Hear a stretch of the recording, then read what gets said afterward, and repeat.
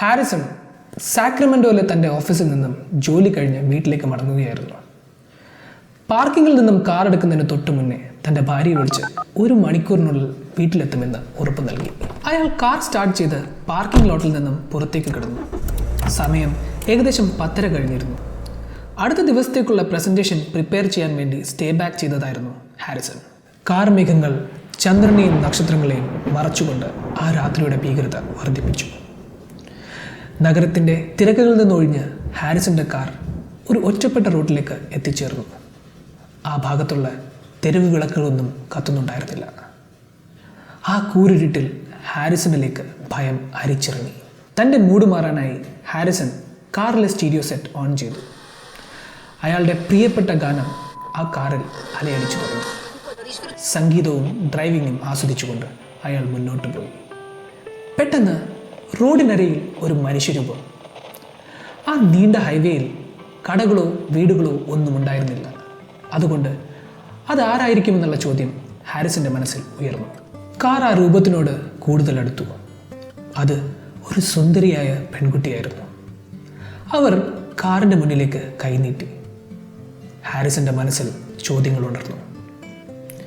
ആ സമയത്ത് അപരിചിതർക്ക് ലിഫ്റ്റ് കൊടുക്കുന്നത് ശരിയല്ല എന്ന് ഹാരിസൺ അറിയാം. എങ്കിലും ഒരു പെൺകുട്ടിയെ അവിടെ തനിച്ചാക്കി പോരാൻ അയാൾക്ക് മനസ്സ് വന്നില്ല. ഹാരിസൺ വാഹനത്തിൻ്റെ വേഗത കുറച്ച് അവളെ മറികടന്ന് തൻ്റെ റെയർ വ്യൂ മിററിലൂടെ ആ പെൺകുട്ടിയെ ശ്രദ്ധിച്ചു. അവളുടെ മുഖത്ത് ഭീതി നിഴലിച്ചിരുന്നു. അവൾ പ്രത്യാശയോടെ ഹാരിസൻ്റെ കാറിലേക്ക് നോക്കിക്കൊണ്ടേയിരുന്നു. മനസ്സിലെ ഭീതി കുറ്റബോധമായി. ഹാരിസൺ പതുക്കെ വണ്ടി നിർത്തി. റിവേഴ്സ് എടുത്തുകൊണ്ട് ആ പെൺകുട്ടിയുടെ സമീപത്തേക്ക് നീങ്ങി. എവിടേക്കാണ് പോകേണ്ടതെന്ന് ഹാരിസൺ ചോദിച്ചു. ഞാൻ വഴി പറഞ്ഞു തരാം എന്നായിരുന്നു അവളുടെ മറുപടി. ഹാരിസൺ അവരോട് കാറിലേക്ക് കയറിക്കൊള്ളാൻ പറഞ്ഞു. അവൾ പതുക്കെ പുറകിലുള്ള ഡോർ തുറന്ന് കാറിലേക്ക് കയറി. കാർ നീങ്ങിത്തുടങ്ങി. അവരെങ്ങനെ അവിടെ എത്തിപ്പെട്ടുവെന്ന് ഹാരിസൺ ചോദിച്ചു. ഇടത്തോട്ടുള്ള അടുത്ത വളവ് തിരിയണം എന്നായിരുന്നു അതിനുള്ള മറുപടി. ഹാരിസൺ മിററിലൂടെ അവരെ നോക്കി അതേ ചോദ്യം വീണ്ടും ആവർത്തിച്ചു. പക്ഷെ പോകാനുള്ള വഴിയെപ്പറ്റിയല്ലാതെ മറ്റൊന്നും അവർ പറഞ്ഞില്ല. ഹാരിസൺ മിററിലൂടെ അവരെ നിരീക്ഷിച്ചുകൊണ്ടേയിരുന്നു. അയാൾക്ക് അവരുടെ മുഖത്തു നിന്ന് കണ്ണെടുക്കാൻ തോന്നിയില്ല. കാരണം അത്ര സുന്ദരിയായിരുന്നു ആ സ്ത്രീ. ഹാരിസൺ വീണ്ടും ചോദിച്ചു, നിങ്ങൾ ഈ ഭാഗത്താണോ താമസിക്കുന്നത്? അവിടെയെങ്കിലും ആൾതാമസമുണ്ടെന്ന് അയാൾക്ക് തോന്നിയില്ല. ഇനി വലത്തോട്ട് തിരിയൂ എന്നായിരുന്നു അവളുടെ മറുപടി. ആ റോഡ് ഇടുങ്ങിയതും കുണ്ടും കുഴിയും നിറഞ്ഞതായിരുന്നു. ഹാരിസൺ അവളോട് പറഞ്ഞു, ഇനിയും മുന്നോട്ട് പോകാൻ പറ്റുമെന്ന് എനിക്ക് തോന്നുന്നില്ല. എനിക്ക് പോകേണ്ടത് മറ്റൊരു വഴിയാണെന്ന്. അവൾ പറഞ്ഞു, അല്പം കൂടി മുന്നോട്ട് പോയാൽ മതി. ഹാരിസൺ വളരെ ശ്രദ്ധയോടുകൂടി ആ വഴിയിലൂടെ വണ്ടി ഓടിച്ചു. അയാൾ വീണ്ടും വീണ്ടും ആ സ്ത്രീയോട് ഓരോന്ന് ചോദിച്ചുകൊണ്ടേയിരുന്നു. പക്ഷേ പിന്നിൽ നിന്നും ഒരു മറുപടിയും കിട്ടാതെയായി. അങ്ങനെ വന്നപ്പോൾ അയാൾ മിററിലൂടെ ആ സ്ത്രീയെ നോക്കി. ആ പെൺകുട്ടി ആകെ രക്തത്തിൽ കുളിച്ചിരിക്കുന്നതായിട്ടാണ് അയാൾ കണ്ടത്. അവരുടെ ശരീരം ഒരു വാഹനാപകടത്തിൽ പെട്ടതുപോലെയായിരുന്നു. ഞെട്ടിവിറച്ചുകൊണ്ട് അയാൾ തിരിഞ്ഞു നോക്കി. പക്ഷേ പിൻസീറ്റ് കാലിയായിരുന്നു. പേടിച്ച് മുന്നിലേക്ക് നോക്കിയ ഹാരിസൺ കണ്ടത് അഗാധമായ ഒരു കൊക്കയായിരുന്നു. കാർ വെട്ടിച്ചു നിർത്താൻ ശ്രമിച്ചെങ്കിലും ആ കൊക്കയിലേക്ക് ആ കാർ വീണ് പോവുകയായിരുന്നു.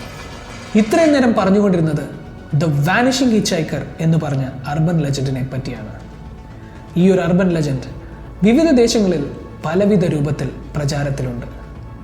ഹവായിയൻ വിശ്വാസമനുസരിച്ച് ഇതവരുടെ വോൾക്കാനിക് ദൈവമായ പെലിയുമായാണ് അസോസിയേറ്റ് ചെയ്യുന്നത്. പല ഹവായിയൻ യാത്രക്കാരും പെലി എന്ന ഈ ദൈവത്തിന് ലിഫ്റ്റ് കൊടുത്തതായി അവകാശപ്പെടുന്നു. ഈ കഥകളുടെ എല്ലാം തുടക്കം യൂറോപ്യൻ അമേരിക്കൻ നാടോടി കഥകളിൽ നിന്നായിരുന്നു. അന്നത്തെ കുതിരക്കാരും കുതിരവണ്ടിക്കാരുമായിരുന്നു ഇത്തരം കഥകൾ പ്രചരിപ്പിച്ചിരുന്നത്.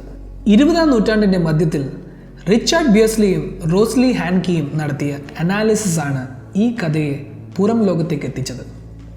അതിനുശേഷം യാൻ ഹാരോൾഡ് ബ്രൂൺവാണ്ടിൻ്റെ നോൺ ഫിക്ഷൻ ബുക്കായ ദ വാനിഷിംഗ് ഹിച്ച് ഹൈക്കറിലൂടെയാണ് ഈ കഥയ്ക്ക് കൂടുതൽ പ്രചാരം ലഭിക്കുന്നത്. പിന്നീട് വാമൊഴിയായി ഈ കഥകൾ പല നാടുകളിലും എത്തി. രാത്രിയിൽ ഒറ്റയ്ക്ക് സഞ്ചരിക്കേണ്ടി വന്നപ്പോഴുണ്ടായ ഭീതിയിൽ നിന്നും ജനിച്ച് ഹാലൂസിനേഷൻ ആയിരിക്കാം ഈ കഥകൾക്ക് കാരണം. എന്തായാലും നിങ്ങൾക്ക് ഇതുപോലത്തെ അനുഭവങ്ങൾ ഉണ്ടായിട്ടുണ്ടെങ്കിൽ കമൻ്റായിട്ട് രേഖപ്പെടുത്തുക. അതുപോലെ തന്നെ ഈ വീഡിയോ പറ്റിയുള്ള നിങ്ങളുടെ അഭിപ്രായം. ഈ ചാനൽ ഇതുവരെയും സബ്സ്ക്രൈബ് ചെയ്തിട്ടില്ലെങ്കിൽ സബ്സ്ക്രൈബ് ചെയ്യുക. അടുത്ത പ്രാവശ്യം മറ്റൊരു അർബൻ ലെജൻഡിനെ ഞങ്ങൾ പരിചയപ്പെടുത്തും. അതുവരെയും സ്റ്റേ ലൈവ്.